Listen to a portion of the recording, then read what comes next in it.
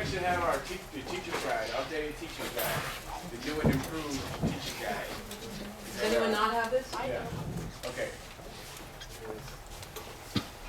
What I want to point out, we're gonna start going through this a little bit by bit.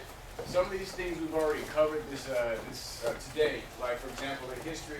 Look on page 2. It's actually the history of 5 keys. So we've already talked about that a little bit. If you want to go more in depth as far as reading it, then it's here on page 2. But what I do want to emphasize about this teacher's guide is that it's a great resource and a great tool if you need your questions answered immediately. It has a lot of information about our policies, our procedures as teachers, as well as screenshots of our work in OASIS. So there's a lot of great things here in the teacher's guide. So please use this as your point of reference if you have like an immediate question. Of course, you can always use your supervisors for any questions that you may have. But this is our updated teacher's guide, and it's a great resource. So I just want to make sure I point that out. What I do want to cover, though, I'm just going to cover a couple of things, and then I'm going to give over to Elise, and she's going to project some of the things, some practicals on the screen here, so you guys can have. But if you look on page 3, one of the things I do want to that was mentioned earlier, that we have different ways of teaching and different environments of teaching. Okay, so some of us in this room are ISP, some of us are site-based. But what I do want to point out is that the differences between ISP, site-based. If you look at the top, our site-based is if you think about our traditional classrooms, like the CJ5s, our traditional classrooms, students come in, take roles, so on and so forth. Okay, our community sites, we have ISP, it's mainly ISP. Okay, so independent study, working out of packets. All right, the students we still count attendance for students. We just count it in a different way. But nevertheless, that's another way that we teach our students. And then the last way that we have is small group instruction. Okay, small group instruction is more like a hybrid. Okay, what we do in Solano. In the Solano jail, for example, we have a combination of all 3 of them because we're limited on space. We only have 2 classrooms, and each classroom has one classroom could only fit 18 students, and the other classroom could only fit 14. So our maximum, we can only serve 32 students at site-based at one time. But on the modules, as we call it in Solano, we are able to have small group instructions. So we're able to pull together 18 to 20 guys at a time and have a teacher come and do small group instruction. And we treat that like a site-based classroom where we take attendance. The teacher has a lesson plan. They show up consistently for a specific time, 4 days, at least 4 days a week. So we do that at several spots throughout the jail there at Clay Bay. So I just wanted to point out that these are the three different ways that you can go about that we educate our students here at 5 Keys. So we get more into depth about these different, as you know, tomorrow you guys are going to break out and have breakout sessions about as far as where you're going to teach, either ISP in the community and things like that. So tomorrow you guys get more insight to your program and your mode of teaching. Okay. So next thing I want to point out really quick before I give it over to Elise is you guys turn to page 7 and 8. Okay. 7 and 8 is the intranet. So the intranet is our guide here, and basically on this intranet you'll find every single thing that you need, every single resource that you need, all the forms, all of the schedules, calendars, even curriculum, everything that you need in order to all the tools that you need for teaching. So if you need something specific, what you can do is you can go up to the very top corner here, and you can type in, search the site. Say if you want to type in GED prep, or if you want to know where to find anything specifically, you just type it in here, hit the site, hit the site, search the site, and a lot of resources will come up, and a lot of information will come up for what you need. Okay, so that's essentially it. One thing I will suggest is that if you can get this website and bookmark it onto your Google, or when you open up your Google site, bookmark it so that way you can have it. Other than that, I'm gonna leave it over to Elise. Thanks, Desi. Yeah. So real quick, I'm just going to go to the ISP curriculum real quick, and there's a bunch of new things that are happening up here, but this piece right here in the middle, this is really helpful because this breaks, so this is what America was talking about earlier about this different categories from 1 to 4.9, 5 to 7.9, and 8 and up. And it also ties this into job workforce, so as far as what sorts of jobs are you eligible for, as far as whatever TABE level you're at, which is really, really helpful for the students because it gives them context. You're just saying you're at a TABE because for an adult being at a 5.0 is very different than a child being at 5.0. And so when we say that, and we say that's your grade equivalent, it's not very helpful. Whereas this actually talks about, if you want to go on to community college, then you need to get to this area. So just briefly, and this is true in terms of the site-based classes at San Bruno as well, and in San Mateo and Solano, we break the classes down by these categories. So if you're tabing in at a 5.0 or less, you're going to be in one class level versus the other two. So we try to differentiate as much as we can. Of course, it's going to be harder in San Mateo and Solano because there's only those 2 classrooms. Where at San Bruno, with 10 classrooms, we're readily able to say, here's a literacy class, and the students will be in that class. But for independent study as well, you can't access curriculum until you're at the right level. So the curriculum listed below, and this is everybody, all of you can see this as soon as you're in your 5-piece email, you can access this. So this actually shows the curriculum over here, that's the diploma curriculum, that's 8.9 and over. This middle area you still can get high school credit for, but it's mid-level work, so it's more like on-ramping work. Whereas over here, the stuff to the left at the lower TABE level, those are actually units that are lower TABE skills. And you can see there's a lot of life skills options, and there's also some computer skills options as well. So I just wanted to show you that. The other thing I'll say on here that's super important if you're on the home page, I like this a lot, is this Substitute Central. So you could click on the sub list, and you'll see that almost everyone on the list is actually teaching this summer, so you don't actually have any subs. But in a perfect world, if you had subs, this is where they would be, and you would contact them as well as your supervisor if you were going to be asked. And I'll change it so that not everybody that is in the room is on the list. So next we're going to go, and we're going to be looking at. We're starting on Oasis, and I'm doing this via an incognito window just because I wanted to make a point. So the 5 keys Oasis login or URL is 5keys.issoasis.com. This is, and it's all in your book. It's on the top of page 9. But I just wanted to show you this because it's hard to explain if you don't see it yourself. So when you click on it, you get this pop-up. It's very lovely.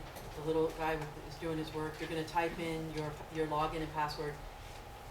And you guys should have all received this already. Is it part of your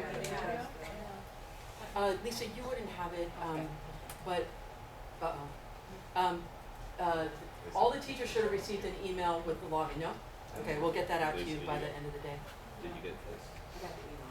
You can get a login for it. Okay, so this is what you're going to see, and this is super important. So see this pop-up?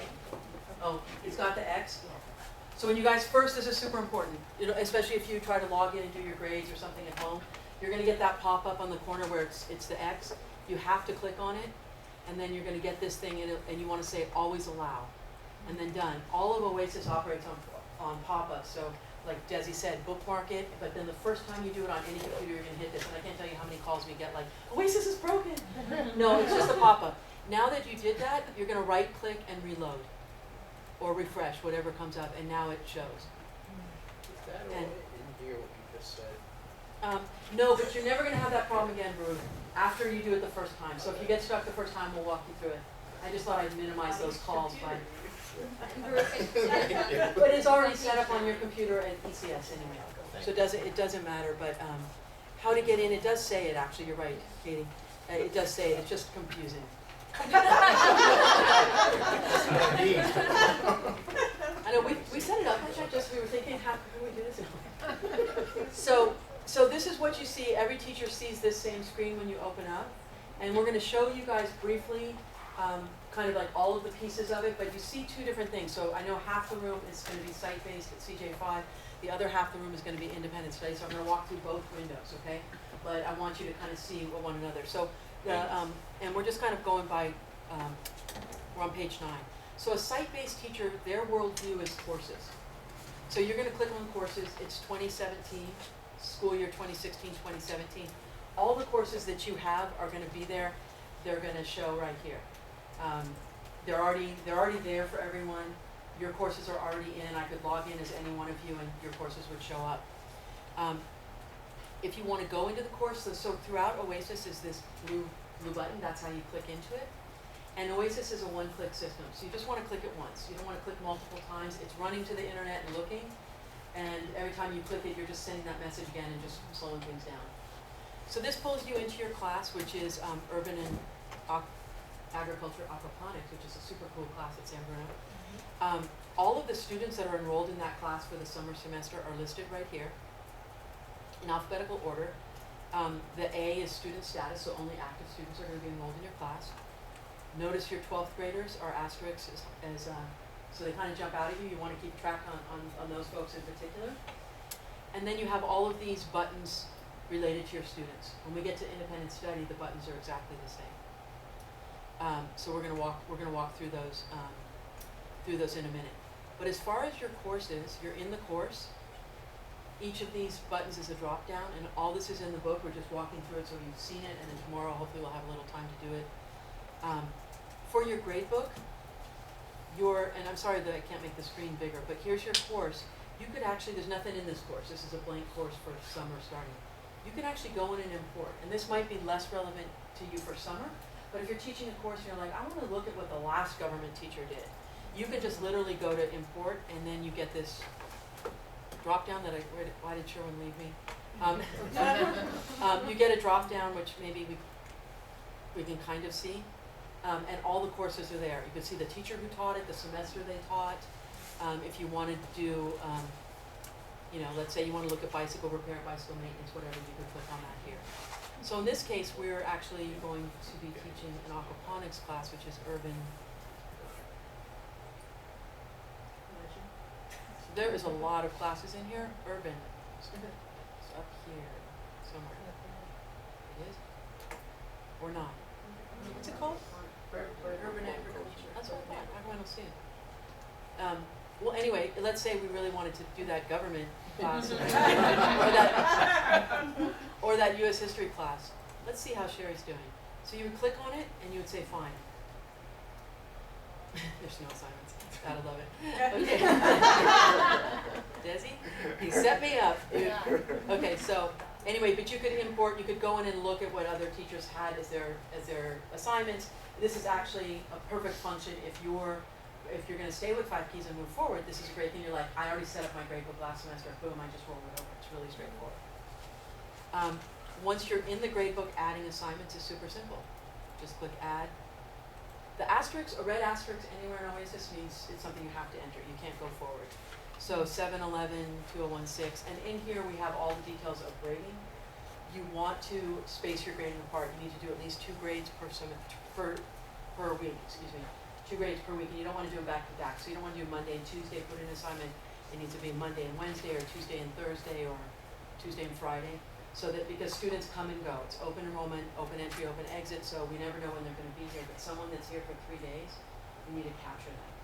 So even if it's only 3 days, they have that opportunity to do work, and we retain that. So you're going to put in you don't need to do dates, you do need an assignment, which is going to be test assignment, and trust me, I'll take this all out. Especially because I put this in with a fake teacher. The date due, you don't have to put in a date due, and it's probably best not to, because if you give the assignment today, which is the 6th of July, and you put the due date as tomorrow, but the students are actually doing the assignment in class today, and there's a student who's absent tomorrow, they won't get credit for that assignment because tomorrow's the due date. So you either put, if you feel better putting something in, put the same date as the date assigned. And then you're going to assign points. Most of the teachers do like a 10-point, 20-point. You're going to want to weight the assignments and what you put into the grade book based on importance. So you're gonna weight it yourself internally by your grading function. And you'll see right up here, there's this thing that says add student grades now.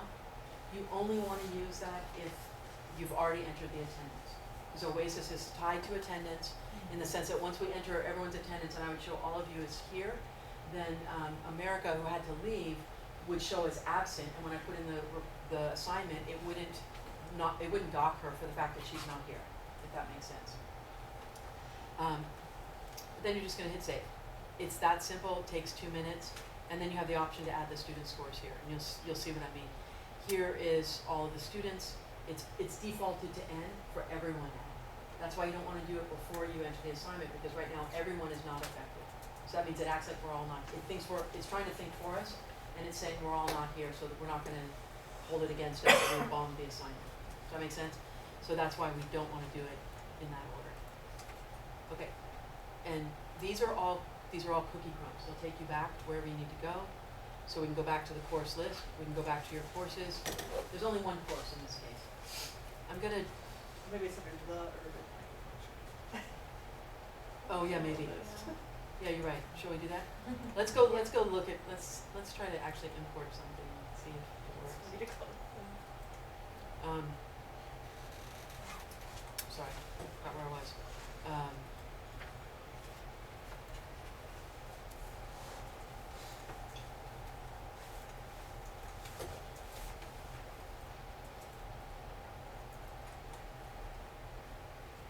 See if it scrolls for me, but no.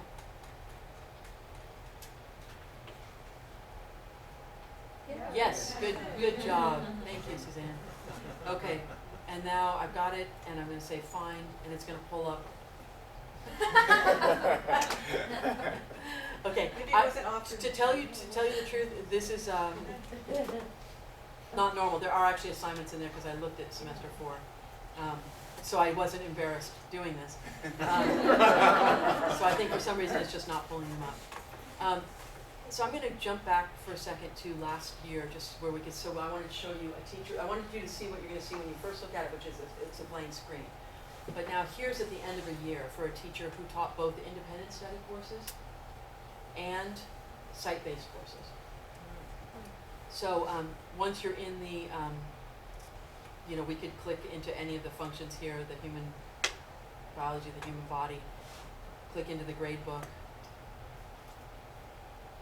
And when our internet kicks in, we'll be able to see. So here's his assignments, here's the points, here's the class average. And then there's something else that you can see, which is the expanded view. And that's going to show you all of the assignments, and all the blue are links.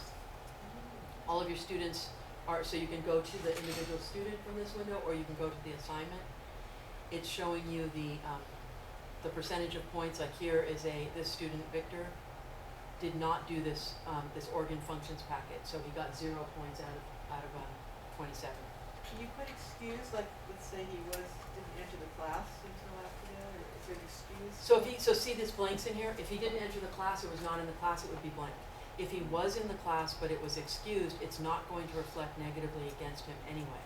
And that Because it's tied to attendance. is because it's tied to attendance, exactly. So you can see the difference here. This one is red 0.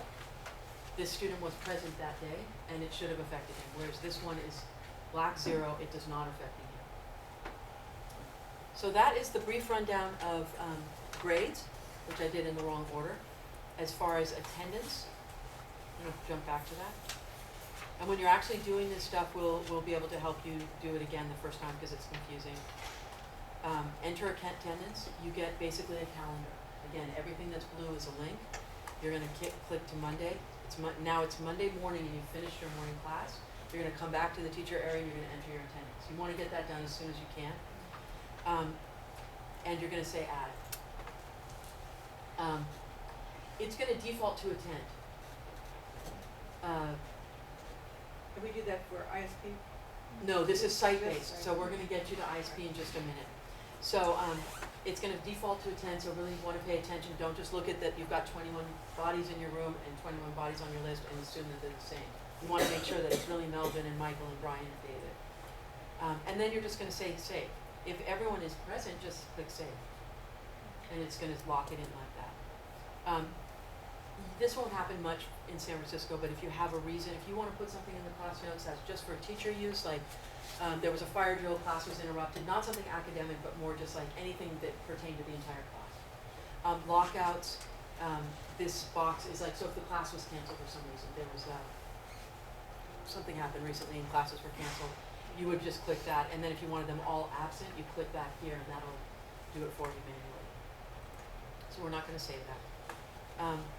And again, when you're on the course list, if you click here, you'll see all of your students. So for a site-based teacher, all the students are in your course. So now to go to an independent study teacher, I'm gonna go back to 2016 on this one, and you guys are all gonna pick, except for a couple of you, you're all gonna pick San Francisco, a couple of you are gonna pick San Mateo. We click San Francisco. The year is over, so there's not any students coming up under right now. Normally the list will populate. Or not.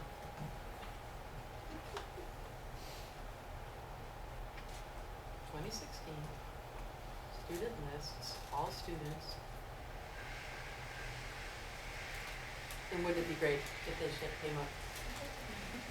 Students are select. It's still waiting, so see at the bottom it says waiting.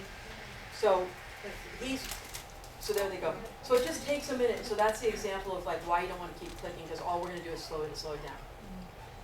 So the one thing you'll see that's different here, so from an independent study model, I'm looking at my students, just all my students are individuals, whereas it's a different world view. So this is everyone that's not at CJ5, you're going to be looking at the world from this view. Your students that are close, even beyond being 12th graders, that are potential graduates are coming up here, which is even more than 12th grade. So you're 12th grade, but you're closer than that. Again, all the students are here. This is at the end of a school year. This teacher had 314 students. And then here we are at the all of those same buttons we saw before for when we were in the site-based teachers. So we're going to walk through them in the ISP model, but it's the same true for the site-based teachers. You'll be seeing it, but within your course. Any questions so far? Do Can the we go? students have to do the students have to be enrolled for a certain amount of time, proportion of time, relative to the whole course of the class in order to get credit for the class? That's a great question. Thank you for that. So basically, because it's open entry, open exit, the average length of stay for our students we've determined is about 5 weeks. That's why we normally have a 5-week semester each time. Summer's a 4-week semester, but we feel like it's really important that students that come in, no matter for how long, that they're given that the work that they perform in your class is valuable, and so we want to honor that with grades and units. So we've come up with a system, 5 days of attendance and active participation in your class is 1 unit. 3 days is a half a unit. So a student that's there for 2 days won't get any credit. But if they're there for 3 days, they'll get a half a unit. So that does put an onus, that makes it a challenge for the teacher. That means you need to be really engaged with each student each day. You don't know on day 1 who's going to be there by day 2.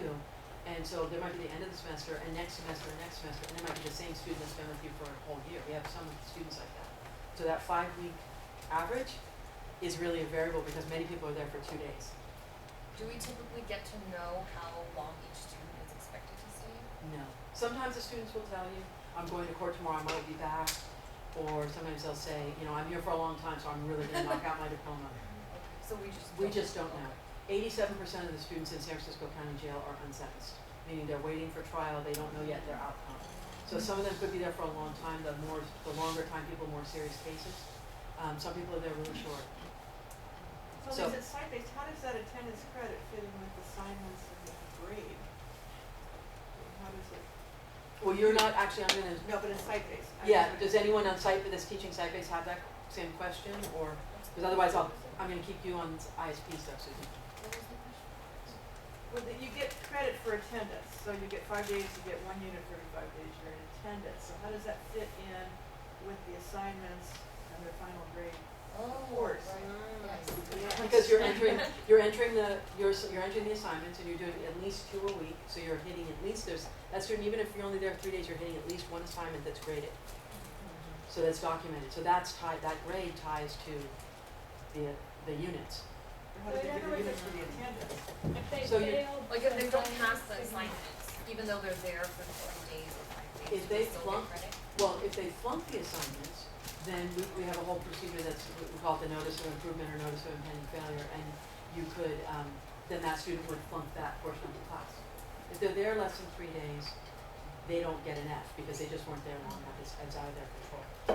But so it's tied to, because you've got the grade book and you've got the assignments entered in the grade book, and then OASIS is calculating out the number of units they should have earned, and the grade is important. We'll look at that when we go to, When I we get to set the up grade book. orientation, that question comes out, like, how does it get graded for that? And you have to Yeah. also remember that one day in a site-based class at CJ5 is equivalent to 3 class periods instructional minutes wise. So, you know, a regular class is gonna be 50 minutes typically, and they're there for 150 minutes. So, you know, it's 3 class periods. So 3 days is the equivalent of like 9 classes for instructional minute wise. So I'm gonna walk you through, and let me tell you what page we're on, just so it's not confusing. We're gonna look at, well, let's just look at the bottom of page 9, or conversely, if you wanna look at page 14, that's in the independent study view, but the point is they're both the same. Once you get to the student list, they're the same. So we're gonna click on this second student here, Stephen, who's close to graduating. So if we click on the button here, the info button, and again, it's 1 click, it takes you to his main record, his date of birth, his age. Here's notes that are put in by admin staff. You can also add notes if there's something you want to put there. And then here are the TABE scores, what America was talking about before. So the reading score for this gentleman is a 9.9. He taped in the M9 book. His math comprehension was 7.0 in the Math 9 book, and his math applied was a 10.8. And the math applied, so what we're seeing right here is his highest scores. So he's tested multiple times, but this is his highest score in each category. The final one here is the TABE Adaptive, which is the online version of TABE. So these took place at different times. One was when he was in jail, one was in the community. Or maybe he wasn't in jail, maybe it was just. Is there a way to see his progression? Yes, yeah, and I think we see it down here if we keep going. Let's see. This gentleman also took Casey, so we still record the Casey. So he passed both of his Caseys, a 366 and a 378. So that's also an indicator. Here is the progression. So right below, and the dates are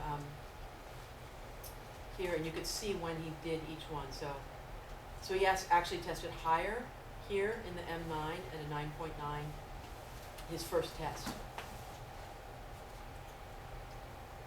And then here's his TABE Adaptive that just took place probably, in June. At least, Yes. but you also notice that even though it's 9.9, you see that he jumped up books. He jumped went up to a different D, levels. yeah.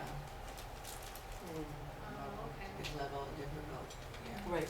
And it's a little confusing because the order is kind of reversed. It's hard sometimes for me to figure that out, but it's, the oldest is down here.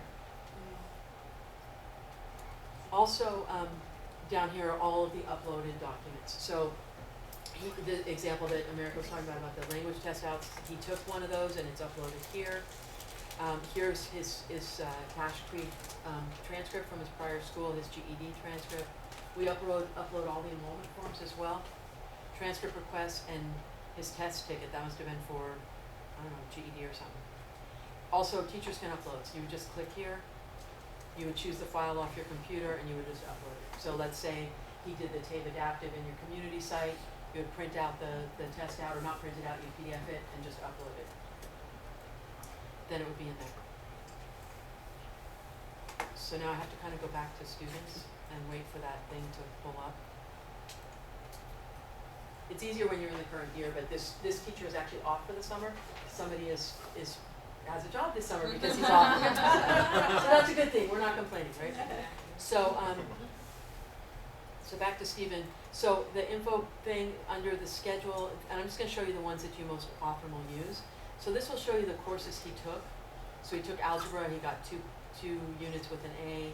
Econ, and you'll see this a lot. This is, to your point, that how do they get units, how long they're there. So he wasn't there long in some of these courses, but he still got the units. This might have been an independent study, likely was. So the schedule's here.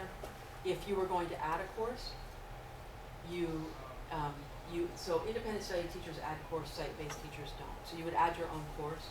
You can either do it through the deficient units, and it shows you the areas where he's deficient. So he needs restorative justice. It's a link. He needs econ, so let's click on econ. And then it gives you the choice of courses down here. And this is also all in here.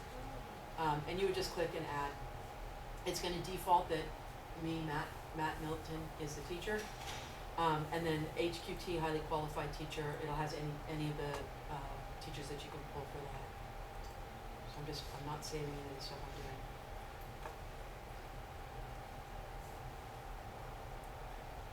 So now we're back to where we were, and go back to our student list. The cookie crumbs are much quicker because they just take you back to where you just were versus back to rerunning your whole list.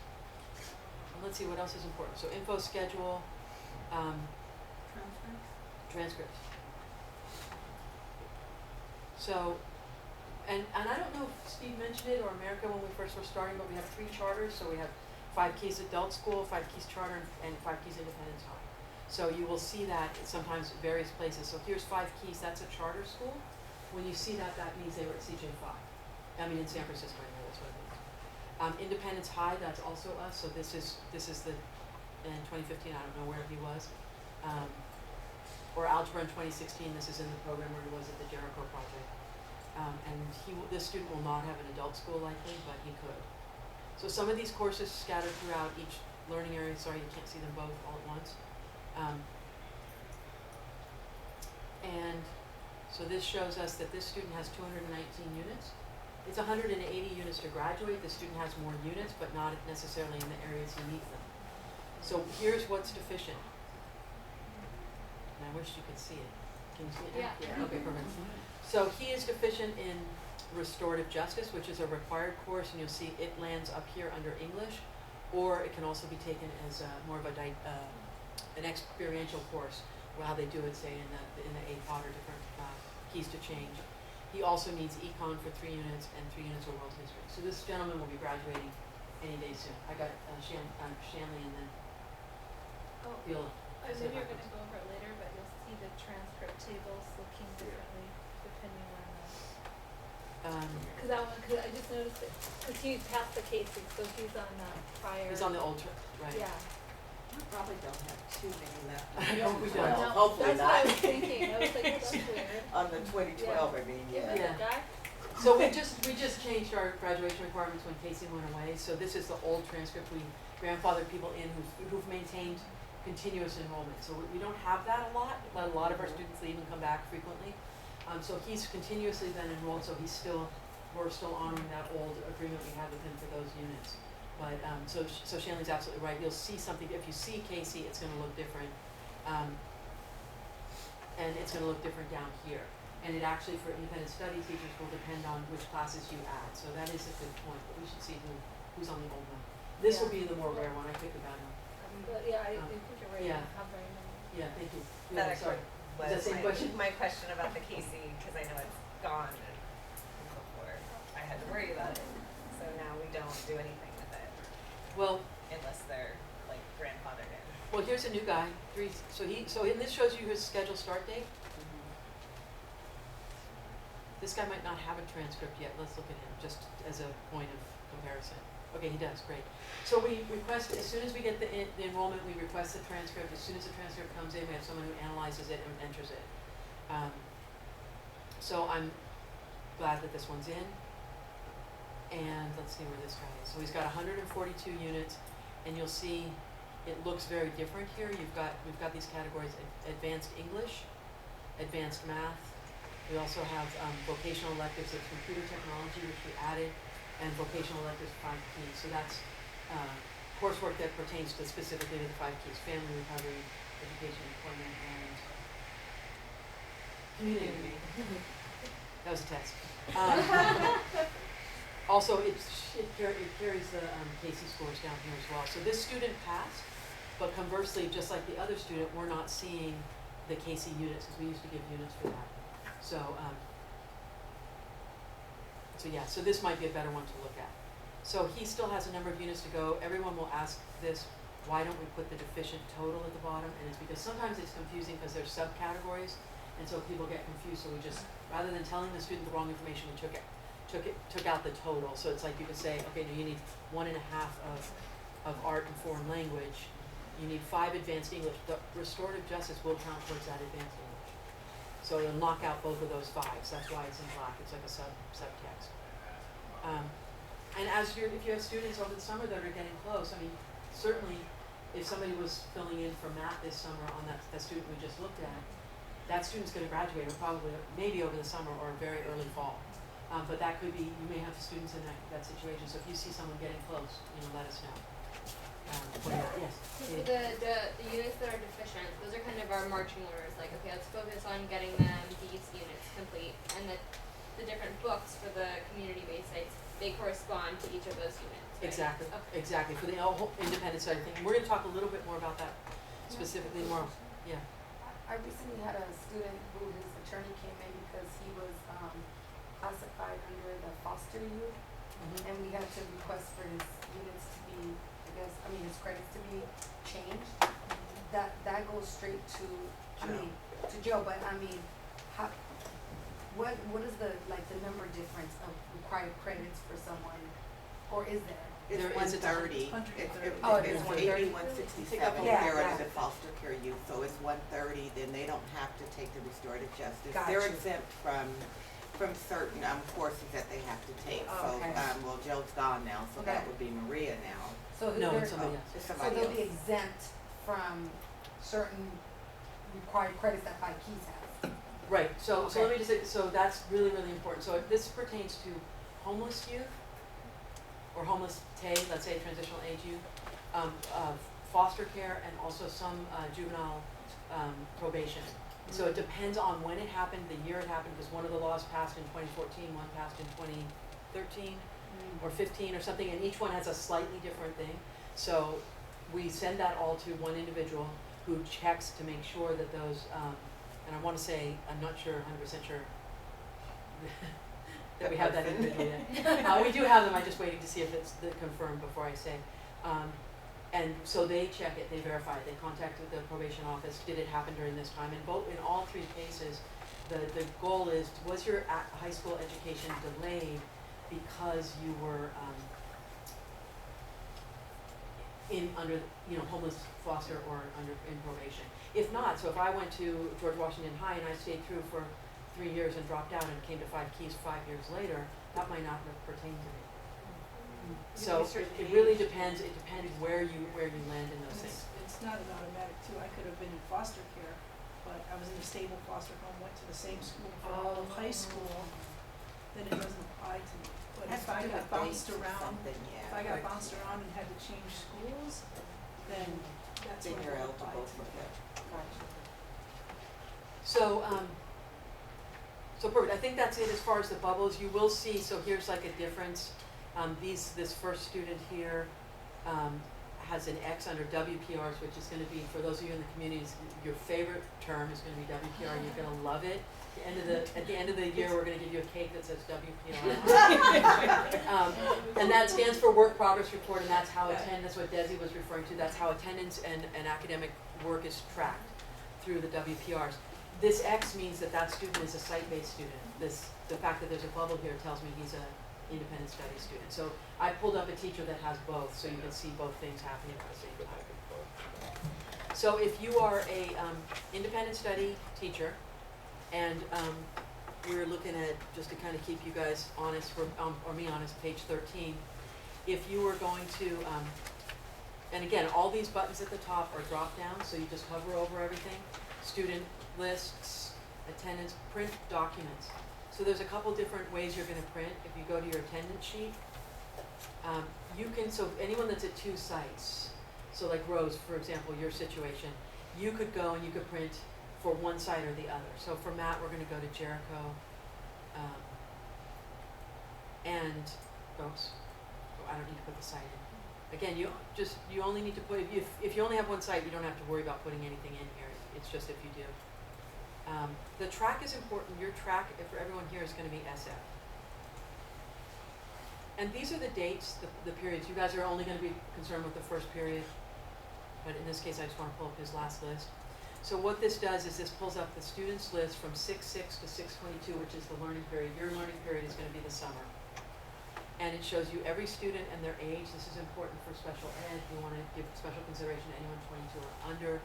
So this is to kind of have a heads up, like I gotta keep an eye on Connor and I gotta see, is there anything in his record that says he might be special ed? And we'll walk you through that. So he's the only one that falls in this category. And then these are all of the possible dates. So this is a really important thing to print out. You arrive Monday morning, whatever, you wanna print this out, you have it at your site. You're at Goodwill, you're at Oak Grove, wherever you are, you're here. You're gonna print this out and you're gonna track attendance on it manually. After 10 days of a student not showing up, we have to withdraw them. So this is the best way to see that, just visually. Okay, check. So for you guys on site-based, it's gonna be different, but I'm just kind of walking through this. And then we email the attendance daily, the numbers of. Yes, and yes, and yes, you do. Who's on for this? That's all in the book. We'll get to that. Just give us 2 more minutes. So that's one list you're gonna print. The other list is if you print your roster. And it's probably pulling up a huge roster because he's got 300 students. Yeah. No, I think it's just pulling up his ISP, but still it's 300. Oh, okay. And the internet's horrible here. At least the good news is it's better most places except for Whitman, so. It's okay. We're working on it. It's one of those things, there's like certain places where they don't value bringing internet. I know, how did I get there, right? Trish was just like, oh no, you did not do that.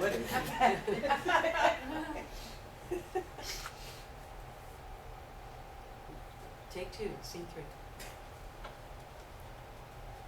So this is gonna give you a list that's also gonna show you the TABE scores, if I got the right list. It'll show you the TABE scores, and it'll show you both the highest score and the last score. And for your site-based teachers, we're gonna have that on your roster. So the beginning of class on day 1, or Melinda will make sure that you have not only the highest TABE score, but you'll also have the last time they were tested so you can see that. And here it is. And so it's showing, again, it's showing the students and their age. You can see we have a huge age diversity. His first student is 60, his second student is 25. It shows you the location where they are and the school that they're in. And again, it's pulling a ton of people because it was last year. And then here's your highest TABE score in the first column. So this guy had a 9.9 was his highest in reading. But his most recent was a 6.4 in reading. So one of the things that you'll see a lot is there's test fatigue and there's like this burnout factor on taking the TABE. So we're actually changing the policies of how we do it so that we're testing less frequently and only, ensuring that we're getting people. Can I ask you, Please. is there any possibility of them cheating somehow on the test? I mean, that's one thing I would wonder about when I see a big change in a score like that. Yeah, so, there is always that potential. I mean, when we're testing students in a classroom setting, we're always sure to give them like a M9, and if both students need an M, we're gonna give Johnny an M9 and Sam, who's next to him, an M10, so they have different books. Okay. If they test too frequently, they could remember it. But also, of course, someone that's, if we're not really focused as proctors when we're doing the test, someone's writing down all the answers and selling them in the pod for soups. That does happen. So we have to be really careful with that. Exactly. And then too, you sometimes students will write the answers in a booklet, so you kind of want to flip through it to make sure that That's all not the a answers are not in the booklet, yeah. And sometimes they've had changes in their own lives. They've been on drugs since they took the test last time. Yeah. And Exactly. sometimes they may come up with really low pretest because they didn't care, and then they realize, oh wait, why can't I take this class or this class? And then your score's too low. They're like, oh, but I didn't really try. Yeah, they'll request to retake, Right. if they want to take a certain class, like, okay, can I take again, Yeah, okay, so a jump could mean, that they're taking it seriously, a big jump could mean they're taking it seriously when once you start. But big could also be. Is that possible? Yeah, and I think, Nan, in your classes, we're gonna see, we're gonna see grade gains. So they're gonna start here in math,